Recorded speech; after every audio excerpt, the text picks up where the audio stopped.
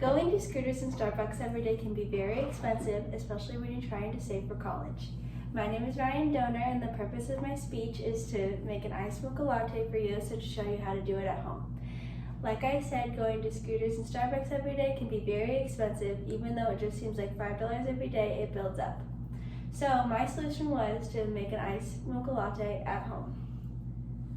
My credibility is that I've tried multiple recipes and multiple different ingredients to try to find the perfect recipe.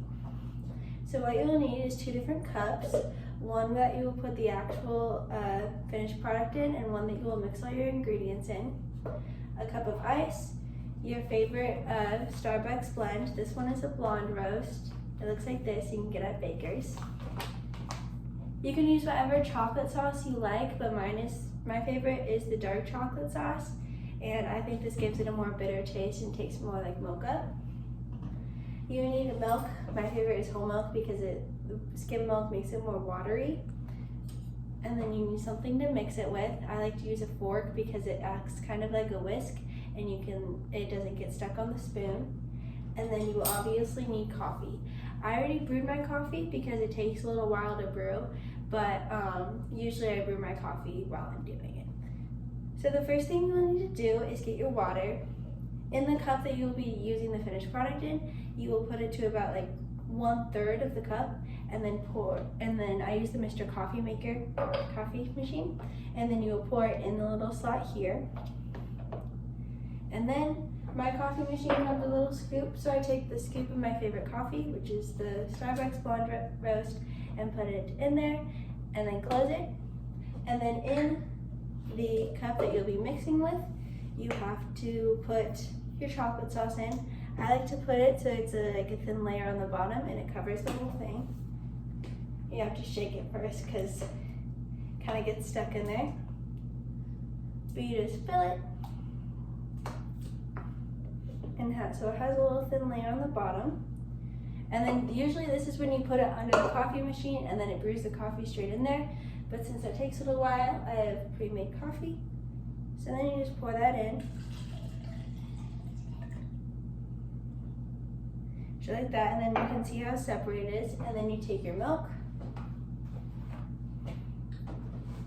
and you pour it in. I like to do just like a splash of milk, so like that.